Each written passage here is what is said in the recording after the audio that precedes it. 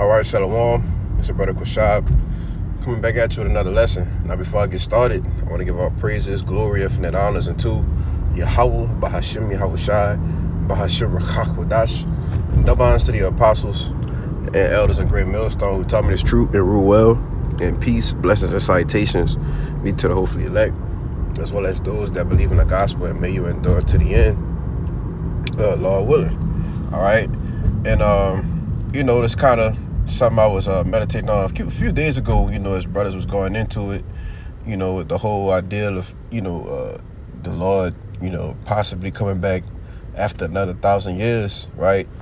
And I just kind of wanted to say my 2 cents on it, all right? Because as you can see, it says doom and gloom, all right? So which we prophesy and we preach, right? And what's the job of a prophet is to say before, all right? Tell you of things that is going to happen very soon, all right? Now you had Noah, okay, was prophesied for about 100 years, all right? Let's see.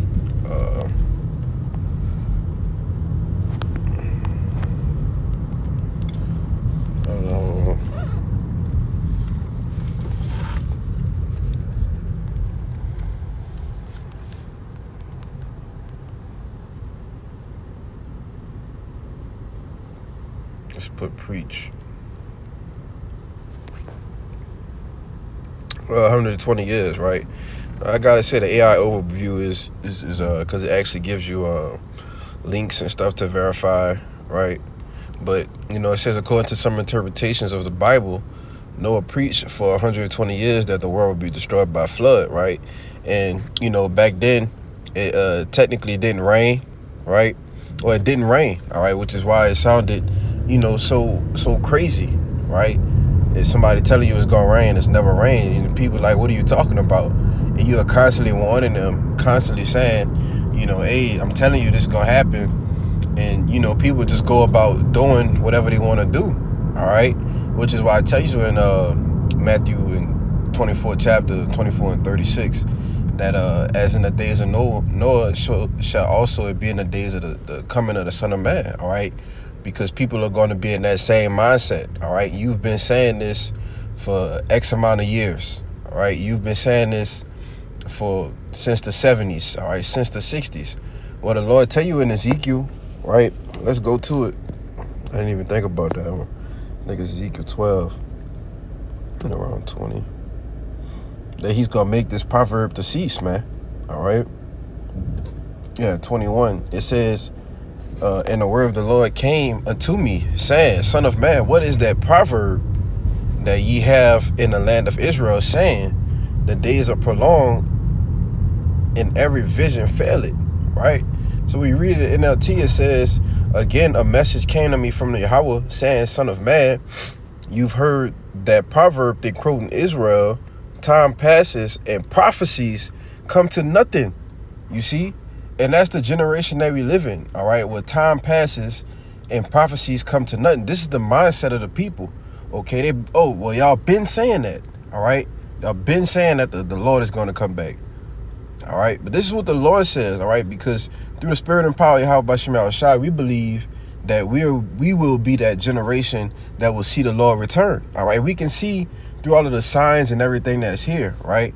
In which, we kind of talked about this, amongst a whole host of brethren, right? How do we know that the time is short, right? Because we can see this, we can see the signs, all right? We can see the birth pains in the earth. And this place don't have another 1,000 years, man, all right? It don't have another 1,000 years, right? The expiration date is far shorter than that, okay? Let alone it be another couple, all right? Especially with this guy Trump in the office, who's definitely that cruel Lord, right? But not to get off topic, it says, verse 23, and I'll just read the rest in NLT. It says, tell the people this is what the sovereign Lord Yahweh says. I will put an end to this proverb, and you will soon stop quoting it, all right? It ain't going to be no more, y'all been saying that, all right? The Lord is getting ready to shake things up, all right? As it says in Psalms, that it's time for thee, O Yahweh, to work. All right, you get ready to shake things up. All right, and you people are being shaken up now. All right, in the soft stage of famine. all right, a soft stage of hyperinflation, and we can see what's going on with the whole with the egg thing, right? So how much more can it happen to other products? Okay, it's just showing you how fast these things can change, man. I went to the store the other day. The regular eggs I usually buy, all right, was $13-14, man. It used to be like 5 or 6, all right, but it was in a matter of weeks. You see, so the Lord is getting ready to put an end to all of these proverbs, man. All right, prophets of doom. All right, well, doom is getting ready to come to a city near you very soon, man. All right, it says, now give them this new proverb to replace the old one. The time has come for every prophecy to be fulfilled. All right, and we're living in those times now where every prophecy that's written in this book, all right, will be fulfilled, man. As it says, Isaiah 34, none of these shall fail, all right? And let's get that in, this is just through the Spirit, I was just meditating on it, right before I got off work, and I was like, man, I'm cutting the camera on instantly, But, because I wanted to do it yesterday, but I didn't really have the time. I'm kind of getting off late, but you got to make time. But what was I going? Isaiah 55, right? Because this word will come true, all right? And we ain't going to be in here for another 1,000 years, man. Doom and gloom is coming very soon. That could be the name of the lesson. Doom and gloom is coming very soon, man. All right. And the scriptures also tell you that no man knoweth the day nor the hour. So we can't pinpoint you the exact day. All right. And the Lord kept it like that for a reason. But let's get that one. Get this one out the way first. All right. Isaiah 55 and I'll just get to the point, verse 11. Well, verse 10. It says, for as the rain cometh down and the snow from heaven, and return it not thither, but water with the earth, and make it bring forth and bud, that it may give seed to the sower and bread to the eater, which is a natural process that the Lord has made, in order for crops to grow. It's the same. It's going to be the same with his word. It says, so shall my word be that goeth forth out of my mouth. All right. Through who? The men of the Lord, the prophets. You see, those who are telling you what's getting ready to happen. All right. And a majority of you people here in America are in the same mindset of those in the time of Noah, right? 120 years was a generation back then, all right? Which I believe people were living way longer back then, I believe. If I'm not mistaken, that was, I believe that was before the Lord said he was shortening the days of man. Don't quote me, but, it's something to research. But I believe that was before the Lord said he was shortening the days of man, right? So a lot of the people, let me just look it up. Let's see. Just bear with me 1 second, because I want to be right on that.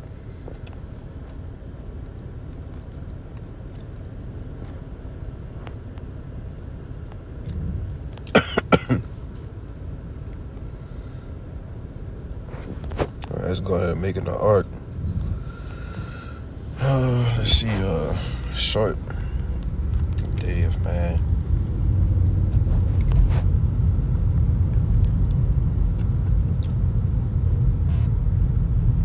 Nah, I don't.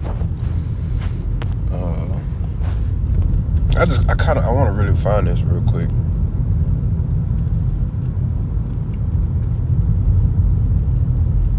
Just bear with me, Salakia.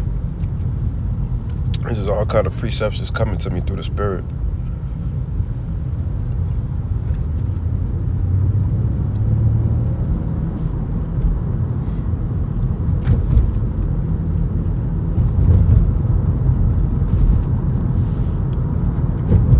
Because, back then during these times, before, had guys like Methuselah, Adam, living damn near 1,000 years, man.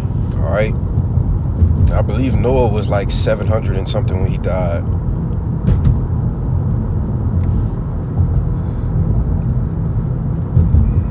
I think this is it here. Salakia, man. I just really want to find this. I think it's in this chapter. Right. Yeah. So people, even after the flood, people were still living over 500 years, right? It says right here, Shem lived after he begat Arphaxad 500 years and begat sons and daughters. So let me see how long Shem lived. I believe he lived